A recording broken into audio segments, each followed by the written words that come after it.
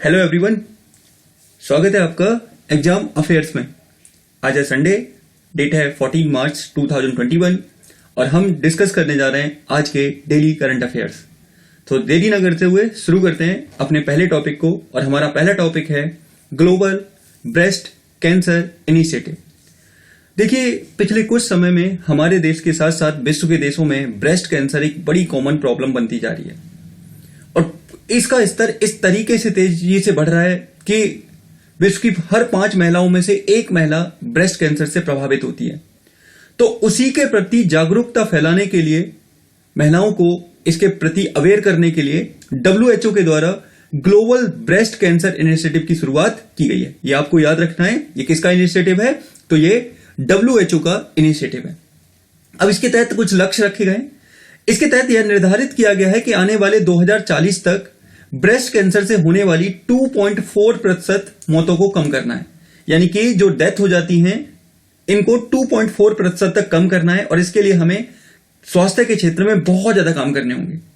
इस global breast cancer initiative का मुख्य फोकस कम आय वाले देशों पर है।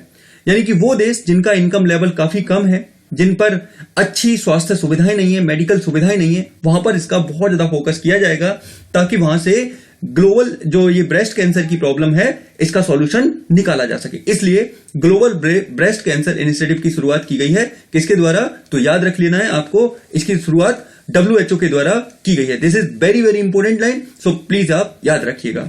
चलते हैं आगे, समझने की कोशिश करते हैं। आगे देखिए, मैंने यहां पे ये लगाया हुआ है, WHO का ही है।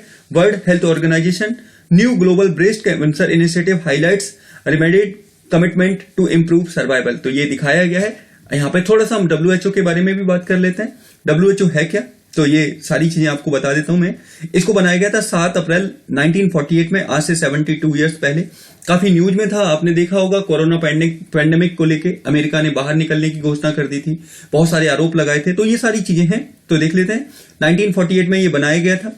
इसका हेडक्वार्टर आपको देखने को मिलेगा जेनेवा, स्विट्जरलैंड के अंदर। UN की बॉडी है, एक्टिव है, ठीक है। हेड है इसके टेड्रोस अधानोम, जो कि डायरेक्टर जनरल हैं यहाँ के, ठीक है। इन्हीं के ऊपर आरोप लगा था कि इन्होंने चाइना का बहुत ज्यादा पक्ष लिया था। पेरेंट ऑर्गेनाइजेशन आप लोग जानते हैं, United nation economic and social council है इसकी, ठीक है। तो ये सारी चीजें आपको याद रख लेना है। खास करके 2 बातें याद रखनी है। कब बना था? 1948 में।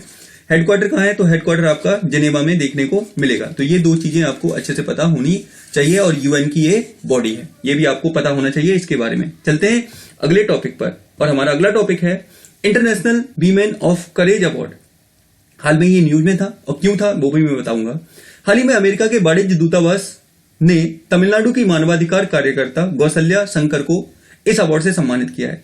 यानी कि recently the US consulate has awarded this award to Kaushalya Shankar, a human right activist from Tamil Nadu. उनको इस अवार्ड से सम्मानित किया गया है। तो ये आपको याद रख लेना है।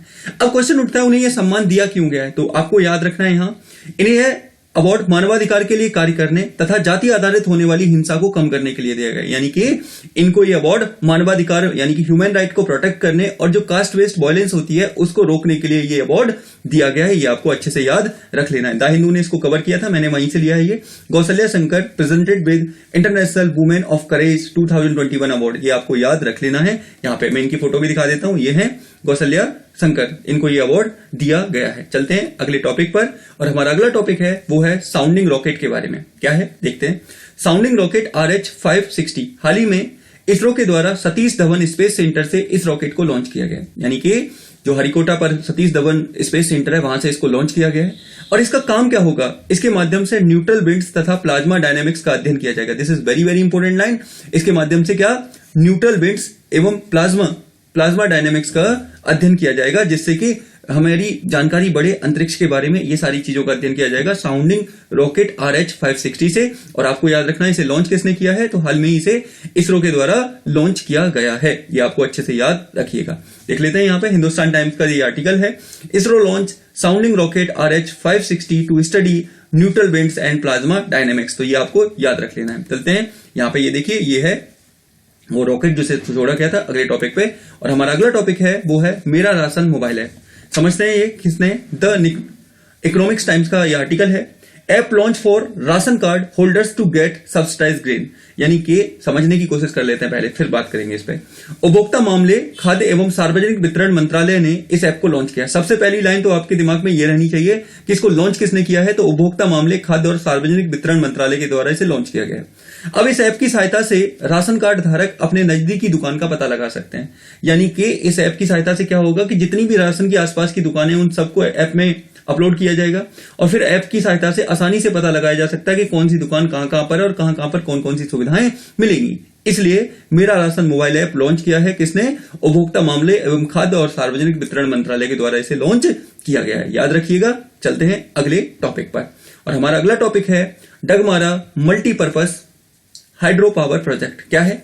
द टाइम्स ऑफ इंडिया का आर्टिकल है, Dagmara hydro power project once ready will provide low cost electricity to Bihar, says CM Nitish Kumar. देख लेते हैं क्या है।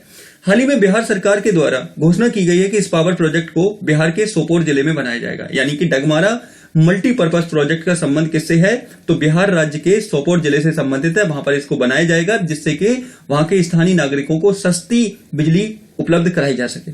अब क्या है, इस हाइड्रो प्रोजेक्ट को कोसी बैराज के नीचे बनाया जाएगा। यानी कि जो कोसी बैराज है वहां पर इस हाइड्रो प्रोजेक्ट को बनाया जाएगा जिससे कि बिहार के लोगों को कम लागत पर क्या अच्छी और अच्छी इलेक्ट्रिसिटी मिल सके। तो ये आपको याद रखना है Dagmara multipurpose hydro power project के बारे में।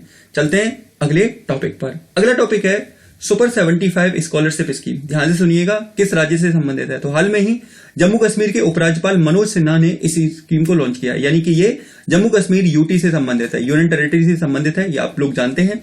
और इसे लॉन्च किसने किया है, तो वहां के दूसरे उपराज्यपाल, पहले तो आपको याद होगा गिरीश चंद्र मुर्मू जी, उन्होंने रिजाइन किया, उन्हें अब कैग बना दिया गया है, तो उनकी जगह पर मनोज सिन्हा जी को भेजा गया था यहाँ पे, तो उन्हीं ने इस स्कीम को लॉन्च किया है। अब इस स्कीम के तहत होगा क्या, इस स्कीम के तहत 18 से 35 साल की लड़कियां जो हायर शिक्षा लेती हैं, एजुकेशन में जाती हैं, उनको स्कॉलरशिप की सुविधा दी जाएगी ताकि वो बिना रुकावट के अपनी शिक्षा को, अपने कौशल को आगे दिखा सके और देश के विकास में अपना कंट्रीब्यूशन दे सके। इसलिए सुपर 75 स्कॉलरशिप स्कीम को लॉन्च किया गया है। किसके द्वारा, तो आपको याद रखना है जम्मू कश्मीर के उपराज्यपाल श्री मनोज सिन्हा जी के द्वारा। चलते हैं अगले टॉपिक पर। यहां पे देखिए हिंदुस्तान टाइम्स का ये आर्टिकल है, Jammu Kashmir lieutenant governor launch super 75 scholarship scheme for meritorious girls. यानी कि जो अच्छी गर्ल्स हैं, जो बढ़िया गर्ल्स हैं, जो पढ़ने में अच्छी हैं, उनके लिए ये लॉन्च किया गया। ये आपको याद रख लेना है। आगे देखते हैं, आगे क्या है, तो आगे है आपके लिए अभ्यास प्रश्न।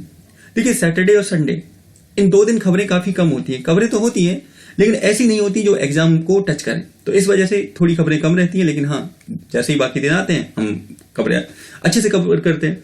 तो ये है हमारा टॉपिक अभ्यास प्रश्न। अभ्यास प्रश्न का आंसर आपको देना होता है कमेंट बॉक्स में, जिसका गिने चुने बच्चे आंसर करते हैं। ये गलत बात है। अगर आपको ये चीजें पसंद आ रही हैं, आपको लग रहा है कि आपके एग्जाम ओरिएंटेड है, तो आंसर लिखने में क्या जाता है, कमेंट करिए, जिससे कि इस चैनल की रीच बढ़े, ये चैनल दूसरों के पास भी पहुंचे। तो आप लोगों का सहयोग नहीं होगा तो फिर कैसे काम चलेगा।